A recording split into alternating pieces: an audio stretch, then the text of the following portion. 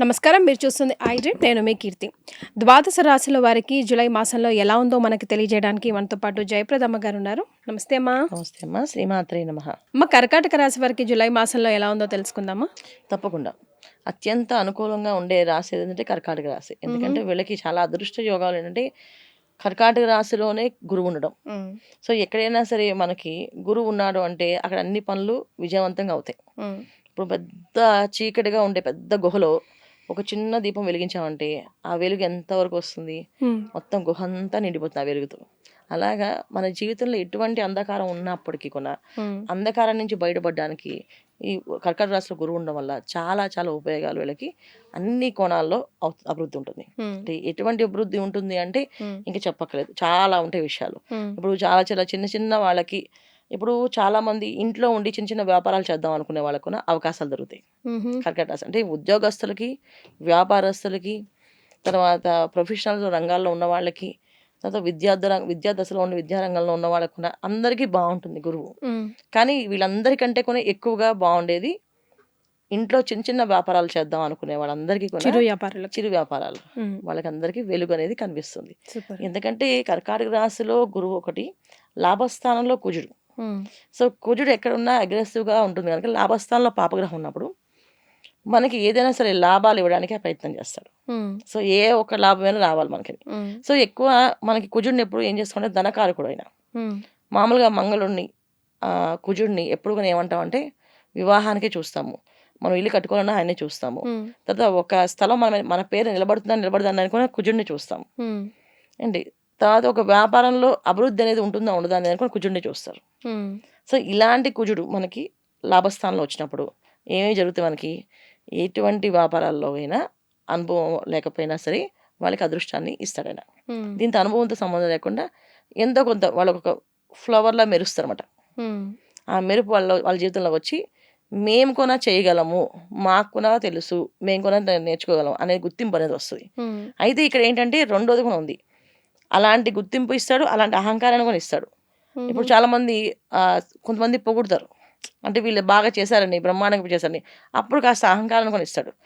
నేను లేకపోతే ఇప్పుడు ఇలా నడిచేది కాదు, ఈ షో ఇలా వచ్చేది కాదు అని చెప్పి అహంకారాన్ని కూడా ఇస్తాడు. అహంకారాన్ని మన దగ్గర తెచ్చుకోకుండా ఆయన ఇచ్చే అవకాశాన్ని, అదృష్టాన్ని తీసుకొని అహంకారాన్ని పక్కన తొక్కేయాలి.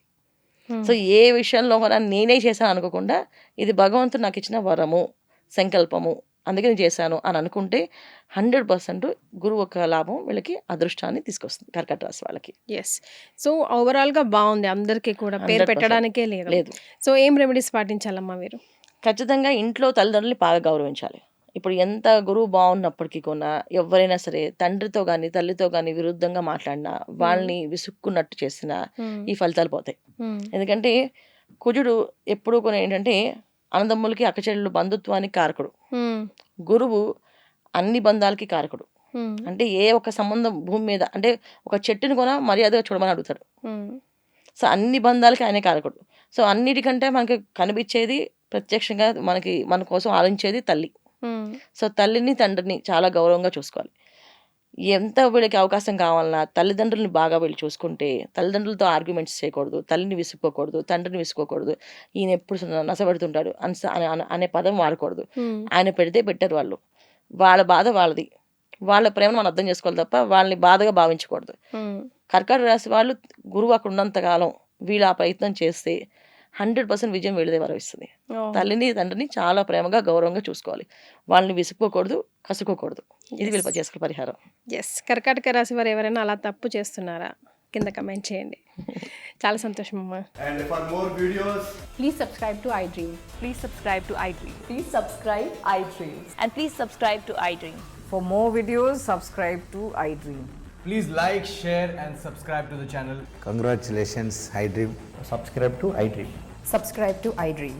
So subscribe to iDream Media. iDream ki iDream team andarki huge congratulations. Please subscribe iDream Media. Please subscribe to iDream. Subscribe iDream. Please subscribe to iDream. iDream అంటే నా కళల ఛానల్ సబ్స్క్రైబ్ చేసుకున్న నోరు తిరుగుతలేదు, మీరైతే గంట గుర్తు కొట్టండి. For more such videos, please subscribe to iDream. Subscribe to iDream. Please subscribe to iDream. Please subscribe iDream Media. Please do subscribe to iDream. Please subscribe to iDream Media. For best entertainment and information, please subscribe iDream. And don't forget to subscribe to iDream.